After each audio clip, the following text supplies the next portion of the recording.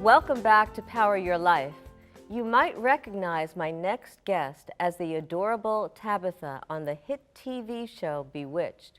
This year marks the 50th anniversary. Joining us now on the telephone to talk about what life has been like since the show is actress Erin Murphy. Welcome, Erin. How are you? Thanks, I'm great. It's great to be here. It's great to have you. So let's just get right into it. You started acting on the show Bewitched at a very early age.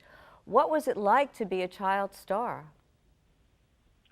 It was a great experience for me. I grew up on the set. I started on the show before I turned 2, and I was on, the show ran for 8 years, and it was really a wonderful place to grow up. I worked with amazing people, and I have great memories.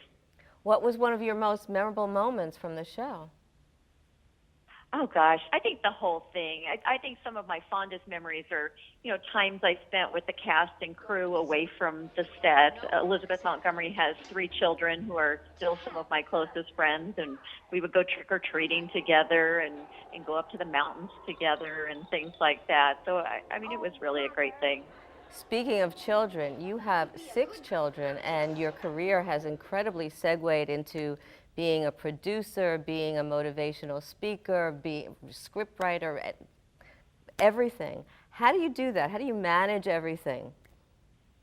Well, I don't know. I've always felt that life is what you make of it, and I think you can constantly do new things and create new projects for yourself. And I like to be busy. I would go crazy, I think, if I were just sitting home on the couch doing nothing. So I think a lot of being a working parent involves juggling.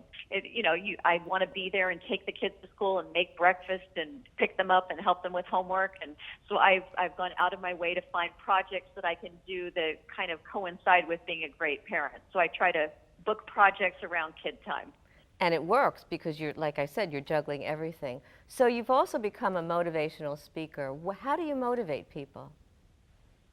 In a lot of different ways. I think it depends on the group I'm speaking to. I've talked to all the different schools in the Los Angeles Unified School District, and I talk about peer pressure and anti-bullying, and I talk about careers in entertainment, and I talk about special needs and parenting, and I can kind of gear my talk to whatever the group is. Since if once you've had a wealth of life experiences, you can talk about a variety of things. So it kind of depends who the group is. And I think it's important what you're doing in terms of spreading the word to younger people, because you're helping them grow. They're the youth of today that may go into the different careers that you're doing, the varied careers. Your husband is Darren, which is very interesting because there was Darren on the show too. That's right. It's just a coincidence. I didn't specifically go looking for a Darren, but I think it was just a funny coincidence.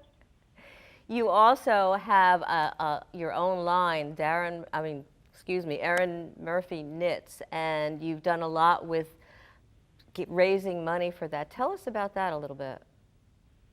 Well, we have a ranch, a 10-acre ranch in Los Angeles, and I raise horses and alpacas and chickens and goats, and it's kind of a great ranch lifestyle. And with the alpacas, they have fiber that's like cashmere that you have to shear off once a year. And I ended up with bags and bags of fiber, and I thought it would be a good time to start knitting. So I started knitting hats and scarves, and I initially would donate them and still do to different organizations and hospitals and things. But I had so many people were asking to buy them, so I started a small knitwear company named Erin Murphy Knit. So I sell some products as well.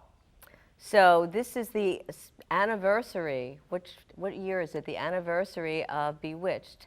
What are we doing to celebrate that? Yes, well, this is actually the 50th anniversary of Wow. Bewitched, which is shocking. And they're doing a lot of things to celebrate it. I mean, there are a lot of different specials that are going on. They have the 8 seasons as a box set available, and Bewitched is still on TV, so people are still watching it, and that's a good thing. I think it's great. And so being that child star, that child celebrity, did you feel that you were treated differently or specially by other children or by adults as you were growing up? I don't know if I did, only because I truly grew up on television, so it's the only experience that I have. I know I went out of my way to be nice to other people and you know, be a good person and do good things with my life. So hopefully I was judged on my, you know, my quality of character, not just the fact that I was kind of famous. So you do, like I said, you do so much. What kind of skills? It seems like, again, the producer and doing so much with teaching acting, are the same skills transferable, or what kind of skills did you need to do all the varied jobs and work that you do? Well, I think a lot of growing up on television, I was observant. I saw all the different things that, you know, everybody was there working, and I paid attention to what everybody was doing. So I kind of was able to pick and choose which different careers in entertainment were interesting to me. And I truly like to try doing everything. So I've done a little bit of everything in the entertainment business, and it's been good for me. And it not only has it been good for you, but it's helped other people as well. As you were growing up on TV, was there one person, and we only have a few moments here, was there one person that Right. stood out that was a mentor for you? Well, I think in a lot of ways, Agnes Moorehead, who is my grandma on the show, is definitely a role model and mentor, as well as Elizabeth Montgomery, since I love them both so much. But Agnes Moorehead taught me how to knit, and that kind of segued into my knitwear business. And Elizabeth Montgomery is just somebody that, you know, I'm very much like personality-wise, and she's just somebody that I loved and admired. Thank you so much, Erin. It's been wonderful having you, and good luck with everything, with all that you're doing. Oh, thank you very much. It was a pleasure speaking with you. Thanks. When we come back, she's fought adversity most of her life, and now she's come out on top.